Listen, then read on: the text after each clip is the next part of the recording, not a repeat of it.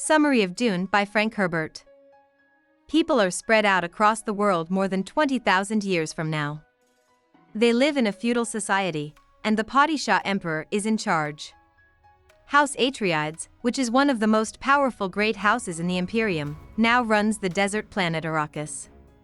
Even though it has a harsh desert climate, Arrakis is a valuable holding because it is the only world that grows spice, which is a valuable crop. Spice is a highly addictive drug that can be taken as a mind-altering substance to make people live longer, let them travel between planets, and give them better cognitive abilities like prescience. Duke Leto Atriods moves his son Paul, his wife Lady Jessica, their noble household, and the Atriods armed forces from their home planet, Caladan, to Arrakis at the beginning of the book. People like the Duke because he is seen as a fair and good leader, but his rival House Harkonnen has always been against him. Lady Jessica is a part of the Bene Gesserit order. The Bene Gesserit order is a matriarchal group of women who use intelligence and genetics to hold power in the wider world.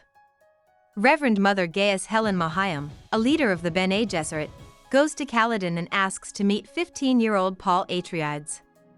Paul's mother and the famous warriors Gurney Halleck and Duncan Idaho taught him a lot about both the mind and the body, which has given him amazing skills in both areas. Paul is put through a dangerous test by the Reverend Mother.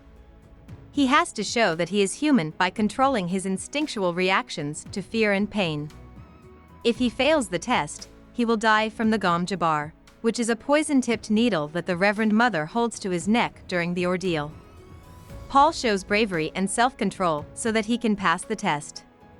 He also finds out that there is a chance he is the Bene Gesserit's promised Kwisatz Haderach, a man who will be smarter than everyone else. The Reverend Mother says this is not likely, though. Baron Vladimir Harkonnen, who is greedy and dishonest, is making plans against his cousin Duke Leto. Dr. Wellington Yu, one of the Duke's most valued advisors, has joined the Harkonnen cause thanks to the work of the Baron and his mentat Piter de Vries. This is a big deal because they were able to get around Yu's Suk imperial conditioning to not hurt other people. The plan is for the betrayal to happen on Arrakis, which Harkonnen used to run before the Emperor gave it back to the Atriods. Shortly after the Reverend Mother's visit, the Atriods leave Caladan, which has lots of water, and go to Arrakis, which is dry. The world is also called Dune because it has big, empty deserts all over it. Freeman tribes live there. Freemen are tough people who live in the harsh wilderness outside of Arrakis towns. Duke Leto has to find a way to balance the needs of the people of Arrakis with his fear that House Harkonnen will attack his family during the time of change. Thurfer Hawat, a loyal mentat of Leto's, thinks Lady Jessica is a traitor, which makes Leto and Jessica upset.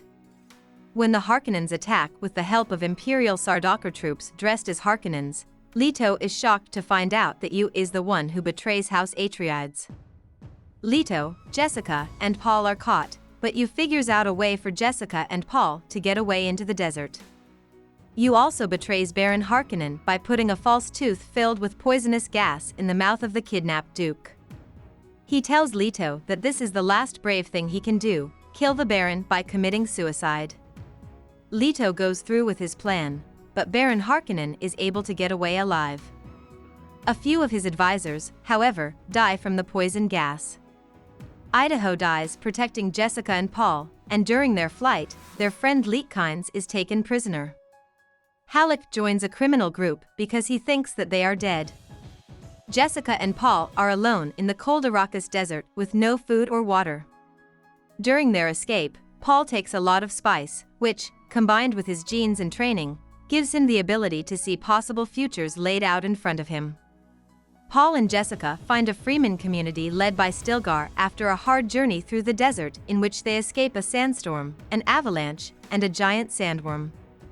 The Freemen are a strong and honest people who live in communities across the deserts of Arrakis that are ruled by strict moral, political, and religious rules. Paul proves himself to the Freemen by fighting alone, and Jessica shows that she is a strong religious figure and is soon made the Reverend Mother of the Sietch. Jessica, who is pregnant with Leto's daughter Alia Atriods, drinks the water of life as part of the ritual to become Reverend Mother. This change affects Jessica and her unborn child by giving them both the combined ancestral memories of the Freeman Reverend mothers. Paul and Jessica find out that there are more Freemen and that they are stronger than most people think. The Freemen stay out of sight of the Emperor by paying the guild to ignore most of what they do on Arrakis. They also try to get Arrakis' ecosystem back to how it used to be, with lakes and seas. This is a group goal that drives their obsession with reclaiming and storing water from their surroundings and from their own bodies. The Freemen come to see Paul as the promised messianic figure Mahdi, even though Paul and Jessica know that this is a Bene Gesserit myth that has been planted in Freeman society.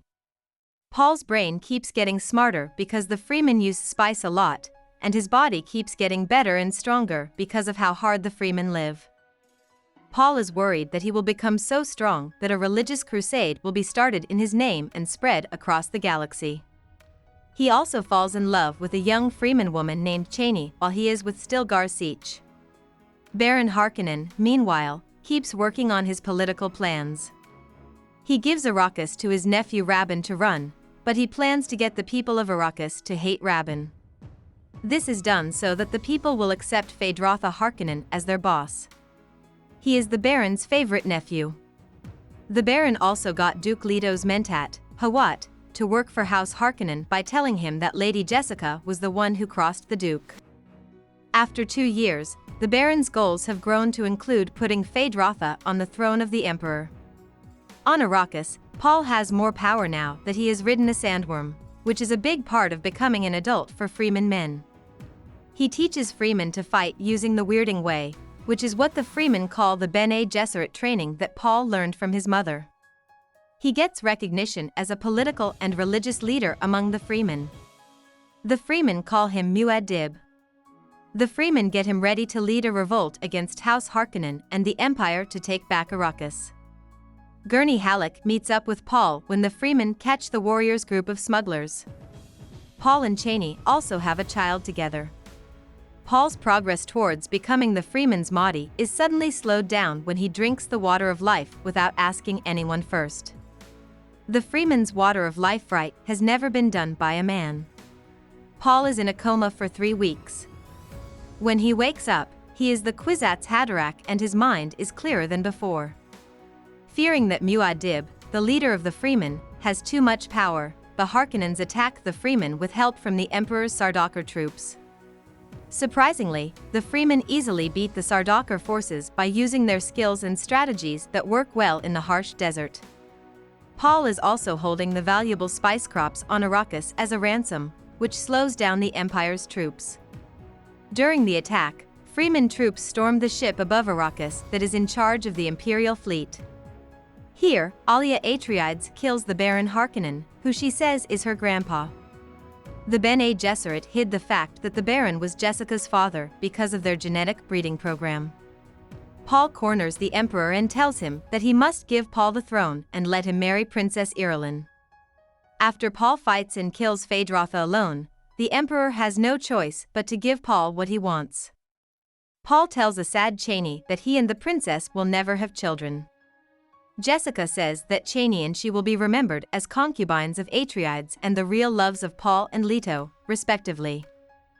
In just a few years, Paul has taken over the political and religious leadership of the Freemen and led them to an unlikely win over the Empire. But Paul has seen a violent holy mission by the Freemen in the future. This is an unwelcome threat that is becoming more likely because Muad'Dib and the Freemen now have more power. About the author. On October 8, 1920, Frank Herbert was born in Tacoma, Washington. Herbert was an independent and curious child who knew at the age of 8 that he wanted to be a writer when he grew up. Herbert's fierce freedom caused him some problems as an adult. He had a lot of different jobs because he didn't want to be stuck doing something he didn't like. After he graduated from high school, he worked as a reporter before joining the U.S. Navy and becoming a photographer during World War II. Herbert was released from the Army after 6 months because of health problems. He then went to the University of Washington to study. He didn't get his writing degree because he wouldn't take necessary classes that he didn't find interesting. Herbert began his work by writing for and editing a few newspapers and magazines on the West Coast. he also wrote fiction on the side. With the release of Dune in 1965, he became known as an author. Dune is a futuristic, eco-friendly book about the development of humans and galactic space travel. It has been translated into 14 languages and sold more than 12 million copies.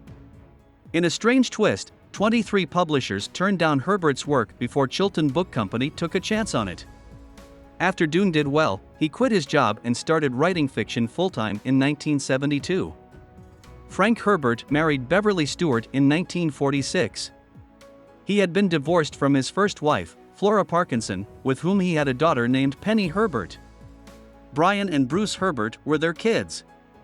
In 1984, Beverly died of cancer, and in 1985, Herbert got married to Teresa Shackelford. Herbert had trouble getting along with his kids for most of their lives, but he made up with Brian just before he died. Frank Herbert wrote almost 30 books and collections of short stories before he died on February 11, 1986, from a pulmonary embolism. 6 of those books were set in the famous world of Dune. Based on his dad's notes, Brian Herbert went on to co-publish more Dune stories. Hope we summarized it fully and you liked it. Please hit the like button and subscribe to our channel so that we are motivated to create more videos.